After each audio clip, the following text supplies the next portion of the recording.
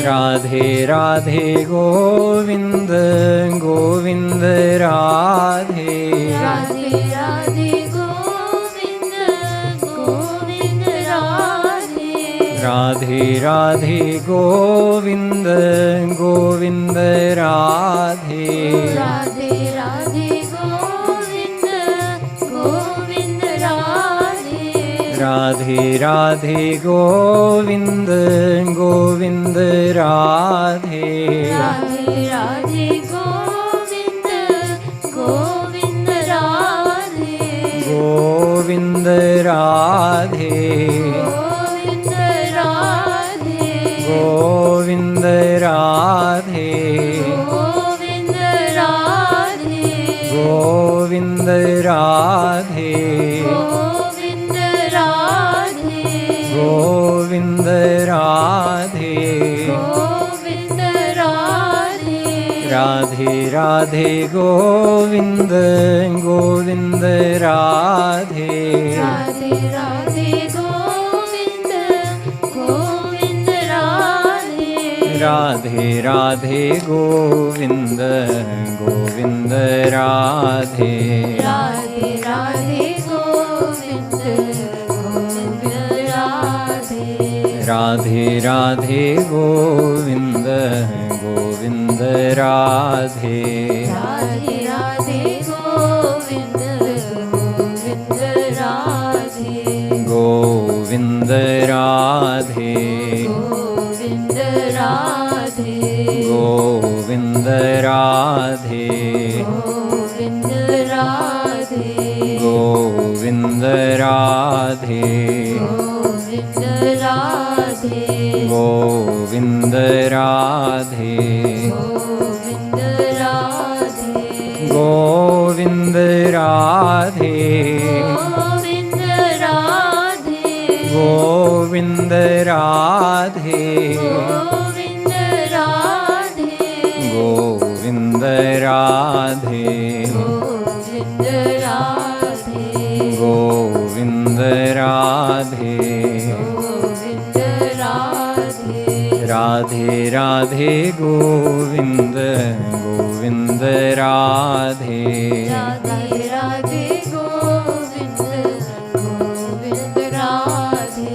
राधे राधे गोविंद गोविंद राधे राधे राधे गोविंद गोविंद राधे राधे राधे गोविंद गोविंद राधे राधे राधे गोविंद गोविंद राधे राधे राधे गोविंद गोविंद राधे राधे राधे गोविंद गोविंद राधे राधे राधे गोविंद गोविंद राधे राधे राधे गोविंद गोविंद राधे राधे राधे गोविंद गोविंद राधे गोविंद राधे गोविंद राधे गोविंद राधे गोविंद राधे गोविंद राधे गोविंद राधे राधे राधे गोविंद गोविंद राधे राधे राधे गोविंद गोविंद राधे राधे राधे गोविंद गोविंद राधे राधे राधे गोविंद गोविंद राधे राधे राधे गोविंद गोविंद राधे राधे राधे गोविंद गोविंद राधे गोविंद राधे गोविंद राधे गोविंद राधे गोविंद राधे गोविंद राधे गोविंद राधे गोविंद राधे गोविंद राधे गोविंद राधे गोविंद राधे गोविंद राधे गोविंद राधे गोविंद राधे गोविंद राधे गोविंद राधे गोविंद राधे राधे राधे गोविंद गोविंद राधे राधे राधे गोविंद गोविंद राधे राधे राधे गोविंद गोविंद राधे राधे राधे गोविंद गोविंद राधे राधे राधे गोविंद गोविंद राधे राधे राधे गोविंद गोविंद राधे अलबेली सरकार की श्रीमत सद्गुरु सरकार की. We'll have the